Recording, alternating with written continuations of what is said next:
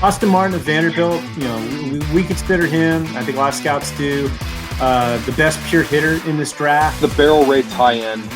Obviously, you can see that he doesn't strike out all that much, but at the same time, the swinging strike percentage is right within the highest levels. I think the speed underway is a big metric for him. He's a guy who is an above average to plus runner, but once he gets going, he flies.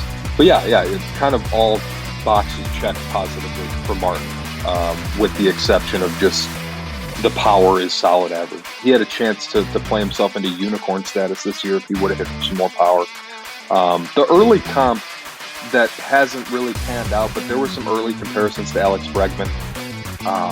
It's not awful. It's just, I don't think Martin's going to hit that many home runs. He's more of a jack of all trades type. The hit tool really stands out. The athleticism, the instincts, the positional versatility, all those things stand out. He never strikes out. He walks a fair bit.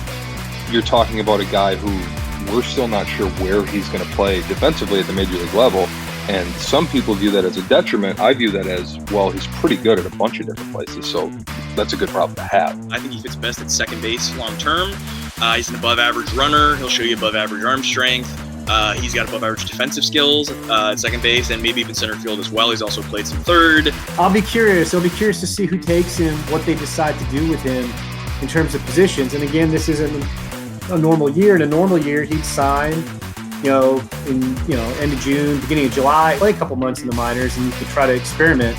But I think that one's still up in the air a little bit. I mean, it's not out of the question somebody could try him in shortstop. I think you're looking at a guy in a normal year who, finishes this season out in Double-A, and then next year at whatever point, whether it's mid-season or later in the season or whatever it is, then he's knocking on the door to the big leagues.